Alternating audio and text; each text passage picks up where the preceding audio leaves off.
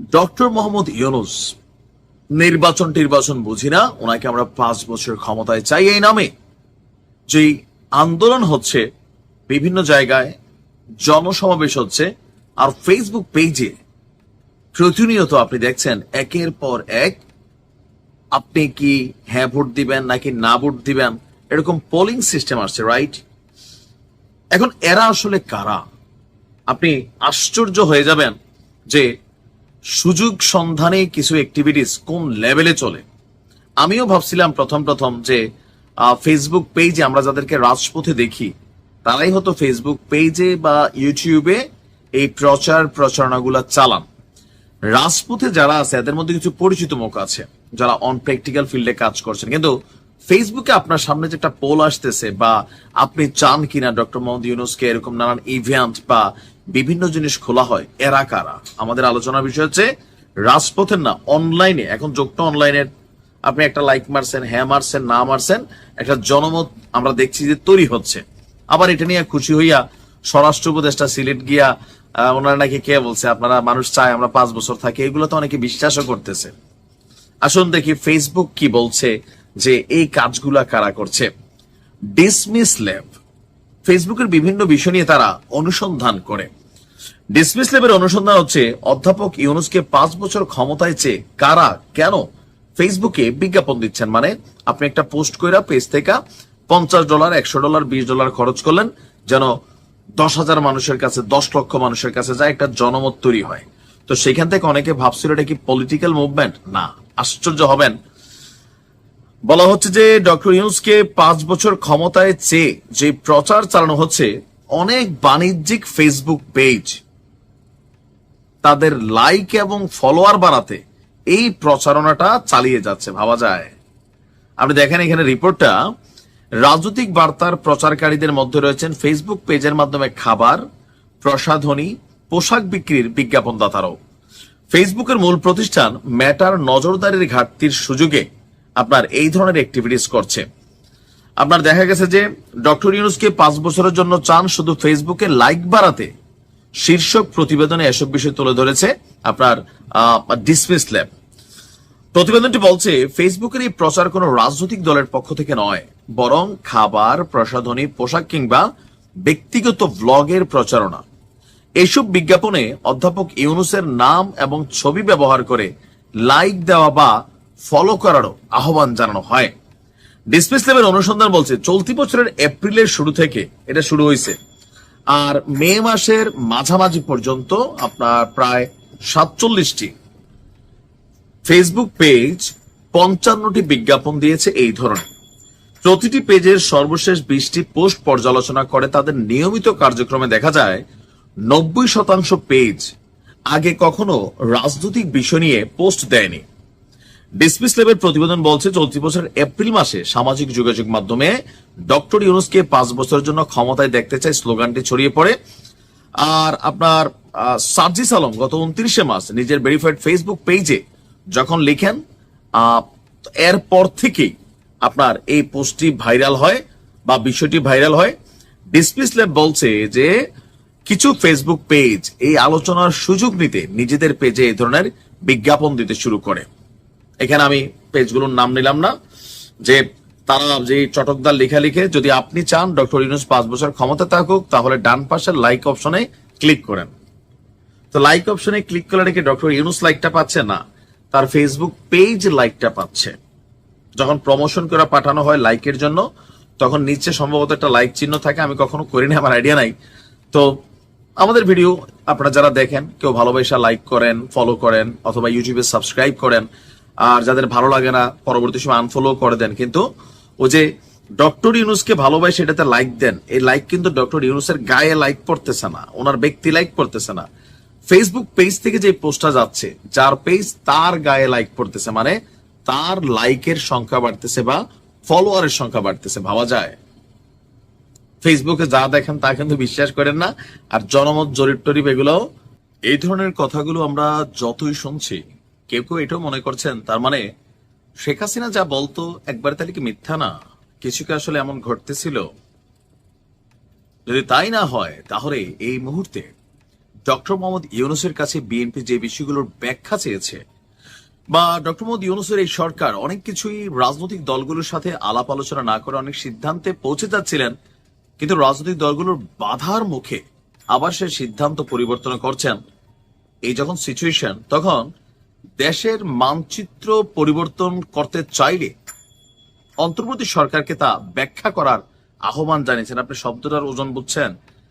দেশের মানচিত্র পরিবর্তন করতে চাইলে মির্জা আব্বাস মনে করছেন এই মুহূর্তে বাংলাদেশ, এই দেশটির স্বাধীনতা এবং সার্বভৌমত্ব হুমকির মুখে, কারণ নির্বাচিত কোনো সরকার নেই। এরপর এই ডক্টর মোহাম্মদ ইউনূসের আমলে বেশ কিছু কর্মকাণ্ড হয়েছে যেগুলো নিয়ে আলোচনা চলছে। মির্জা আব্বাস বলছেন যে সেন্ট মার্টিন করিডোর, মানবিক corridor, Sajek, DP World, Starlink দিয়ে আমরা বুঝি কি করতে চাচ্ছেন। কি করতে চাচ্ছেন? স্টার্লিং বেসিক্যালি তিনি এনেছেন আরাকান আর্মির জন্য। অনেক বড় অভিযোগ, স্টার্লিংকের যে নেটওয়ার্ক এটা বাংলাদেশে চালু হয়েছে। তো স্টার্লিং কেন? মির্জা আব্বাসের বক্তব্যের আসলে তিনি কোনটা বোঝাতে চেয়েছেন, বিষয়টা এরকম হতে পারে যে ধরেন মিয়ানমারের সাথে বা আরাকান আর্মির সাথে আমাদের যে স্টেটের অংশে বর্ডার আছে, আশেপাশে বাংলাদেশ সীমান্তে কয়েকটা স্টারলিংকের কানেক্টিভিটি আসতে পারে, আরাকানের ওইদিকে নেওয়ার সুযোগ হইতে পারে, সম্ভবত এরকম কিছুই বুঝাইছেন। তারপর তিনি বলছেন করিডোর কার জন্য? এখান দিয়ে আরাকান আর্মির মাল মশল্লা যাবে। সেন্ট মার্টিন কার জন্য? বিদেশি কোন সেবাদাসদের হাতে তুলে দেওয়ার জন্য। আপনি চিন্তা করেন, এখানে সেন্ট মার্টিন ইস্যু বা বিদেশি শব্দগুলা আওয়ামী লীগের সময় শেখ হাসিনা বরাবরই বলতো যে একটা বিদেশি শক্তি চায়, সাদা চামড়া লোক আসছিল, তিনি রাজি হন নাই, যার কারণে তার সরকার পতন হয়েছে। ইভেন তিনি এই খেলাতে ডক্টর মোহাম্মদ ইউনূসকেও তিনি মনে করেন যে তিনি একটা বড় ধরনের ভূমিকা রেখেছেন দূর থেকে। তো এখন বিএনপি বলছে, মানে বিএনপির স্থায়ী কমিটির সদস্য মির্জা আব্বাস সাহেব বলছেন যে অন্তর্বর্তী সরকার দেশের জনমানুষের আকাঙ্ক্ষিত সরকার, আস্থার সরকার ছিল, কিন্তু এই সরকারের কাছ থেকে আমরা কিছুই পাইনি। এই সরকারের মধ্যে বেশিরভাগ এদেশের নাগরিক নয়। সংস্কার করে নির্বাচন দেবে, কিন্তু তারা 9 মাসেও সংস্কার করতে পারেনি, 9 বছরেও পারবে না। কঠিন সিদ্ধান্ত নেবে, কি সিদ্ধান্ত নেবে তারা তা জানে। এখন এই যে ভয়ঙ্কর ভয়ঙ্কর অভিযোগ, ওনার বক্তব্য, আপনারা মনে করছেন আমরা বুঝি না? আমরা বুঝি। সেন্ট মার্টিন দ্বীপ করিডোর, দ্বিতীয় ওয়ার্ল্ড, স্টার্লিং দিয়ে কি করছেন আমরা মনে করছেন বুঝি না? আমরা বুঝি। দেশের মানুষকে বোকা ভাববেন না। দেশপ্রেমিক মানুষের ভেতর ভীতির সঞ্চার হয়েছে। আমরা কথা বললেই কাজ শেষ করার কথা বলেন। আমরা জানি কোনো কাজ শেষ করতে পারবেন না। এই সরকারের মাথা থেকে আগা পর্যন্ত পচন ধরেছে। কিছু লোক ইচ্ছাকৃতভাবে চাঁদাবাজি করছে, আর এদের প্রতিহত করার আহ্বানও জানিয়েছেন। এখন আস্তে আস্তে কনফ্লিক্টটা কোথায় যাচ্ছে? জাতির মধ্যে বড় একটা অংশ কিন্তু পরে বিশ্বাস করেই নিবে। তার মানে শেখ হাসিনা সেন্ট মার্টিন ইস্যুতে যে বক্তব্যগুলো দিতেন, এগুলা কোথাও না কোথাও লিগ্যাল ছিল। এখন বিএনপির এই বক্তব্যগুলো নিয়ে সরকারের পক্ষ থেকে বিভিন্ন সময় বক্তব্য দেওয়া হয়, বাট তারা তো কোনো রাজনৈতিক দল না, তারা ওইভাবে হয়তো কাউন্টার করার সুযোগ নেই। তবে পিনাকিদা, সাংবাদিক ইলিয়াস বা এনসিপি, তারা এগুলো নিয়ে মাঝে মাঝে কাউন্টার করে বিএনপিকে, আর এতে এই দ্বন্দ্বটা অনেক দূর ছড়িয়ে গেছে। এই যে অভিযোগগুলা বড় গুরুতর অভিযোগ, সরকারকে উচিত এটা একটা ক্লারিফিকেশন দেওয়া। মির্জা আব্বাস সাহেব বলছেন যে স্টার্লিং ফিস্টার্লিং ছিল না এক সময়, আমরা তো ভালোই ছিলাম, দেশ নিয়ে তো টেনশন হয় না, এখন তো এগুলো এসে একটা টেনশনেরও বিষয়। ছোট ছোট কথা বলি, বাট মাঝে মাঝে কিন্তু বড় বড় বিষয় বিশ্লেষণ করে ফেলি। আমরা যখন বিশ্লেষণ করি তখন মনে হয় না আরে কিসের, বলার জন্য বলে আর কি। কিন্তু যখন বিবিসির মতন কি বলা হয় যে বিশ্লেষকরা আমাদের কথাগুলো পরবর্তী সময় এসে বলে, তখন নিজের বিশ্লেষণের প্রতিও কনফিডেন্স আসে। তবে আমরা কোন দলের পেইড এজেন্ট না। অনেকে বলেন অমুক দলের দালাল, দালাল কিন্তু দালাল চিনে, এটা মাথায় রাখতে হবে। ভালো মানুষ দালাল চিনে না। আচ্ছা যাই হোক, কথা বলছি যে একটা অলিখিত যুদ্ধ শুরু করে দিয়েছে ডক্টর মোহাম্মদ ইউনূস। এটা তিনি শুরু করে দিচ্ছেন। আমি বরাবরই বলি, এই কথাগুলোর জন্য আমারে বলেন তুই বিএনপির পেইড এজেন্ট বা বিএনপির পক্ষ থেকে টাকা খাইছস। আমার কথা হচ্ছে যে নির্বাচন তো দিবেনি, তো তফসিলটা কবে হবে, নির্বাচনটা কবে হবে, এই দুইটা জিনিসের নামে হচ্ছে সুস্পষ্ট নির্বাচনী রোডম্যাপ, যেটা বিএনপির দাবি করছে। যে আপনি স্পষ্ট করেন, কিন্তু ডক্টর মোহাম্মদ ইউনূস কাকতালীয় ভাবে স্পষ্ট করছেন না। আর সেখান থেকেই বিএনপি আস্থা রাখতে পারতেছে না যে এই সরকার আসলে গিয়ে যদি মুখ দিয়ে একটা তারিখ বলে তাহলে ডক্টর ইউনূস একটা জায়গায় আটকাই যাবেন। তিনি আটকাইতে চাচ্ছেন না, এটা মনে করছে বিএনপি, এবং এখানে এনসিপি সহ নানান ইস্যুতে তাদের বিভিন্ন বক্তব্য আসছে। গতকালকে জনাব তারেক রহমান যখন একদিকে বলছেন যে ডিসেম্বরের মধ্যে নির্বাচন হতে হবে, বিবিসি সহ রাজনৈতিক বিশ্লেষকরা ভাবছেন যে জনাব তারেক রহমান এটা আলটিমেটাম দিয়েছেন। ইভেন বিএনপির নেতাকর্মীরা মনে করছেন, সালাউদ্দিন সাহেব বলছেন যে এই সরকারের বিরুদ্ধে আন্দোলনে নামা বিষয়টা দুঃখজনক, কিন্তু আমাদের কিছু করার নাই।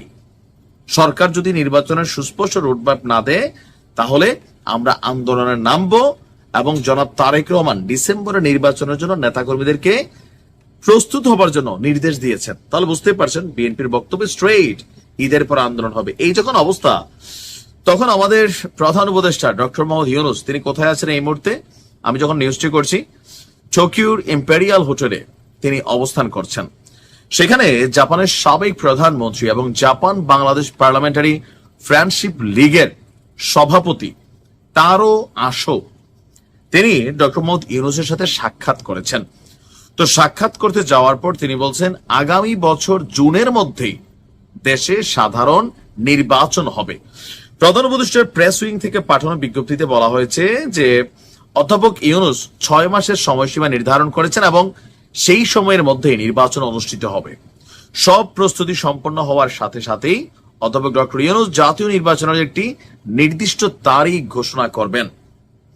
জাপানের সাবেক পররাষ্ট্রমন্ত্রী এবং বাংলাদেশের দীর্ঘদিনের বন্ধু তারো আসো বাংলাদেশকে রাজনৈতিক স্থিতিশীলতার দিকে নিয়ে যাওয়ার জন্য ডক্টর মোহাম্মদ ইউনূসকে ধন্যবাদ জানিয়েছেন এবং একটি সুষ্ঠু গণতান্ত্রিক উত্তরণের জন্য একটি সাধারণ নির্বাচনের প্রয়োজনীয়তার উপরও গুরুত্ব আরোপ করেন। ঘুরে ফিরে তারা কিন্তু নির্বাচনের কথাই বারবার বলছে।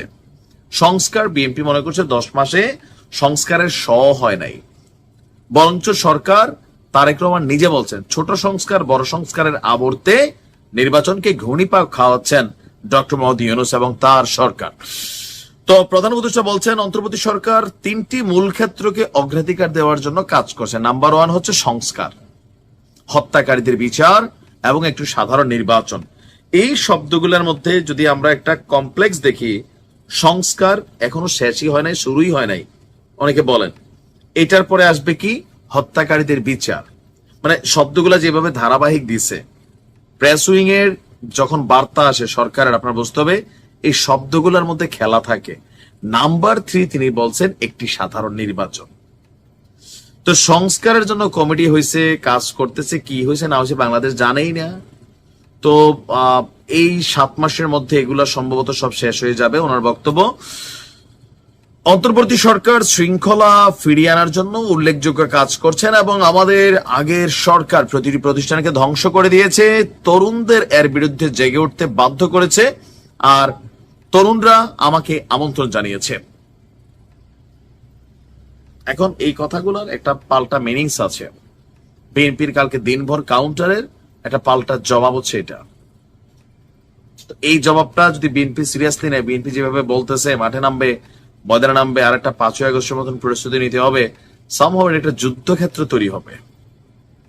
আর এই যুদ্ধটা বেশিরভাগ মানুষ মনে করছেন ডক্টর মোহাম্মদ ইউনূস তিনি তারিখ এবং তফসিলের ইস্যুগুলা ঘোষণা না কইরা এই যুদ্ধটাকে পাকাচ্ছেন। এটা তারিখ বলে দিলে হয়, তো সেই তারিখটার আগ পর্যন্ত বাকি কাজগুলোর একটা টাইম ফ্রেম থাকবে যে হ্যাঁ আমাদেরকে এই কাজগুলা এই সময়ের মধ্যে শেষ করতে হবে। কি হবে জানি না, তবে ভালো কিছু হবে সেটাও মনে হচ্ছে না। ভালো থাকো।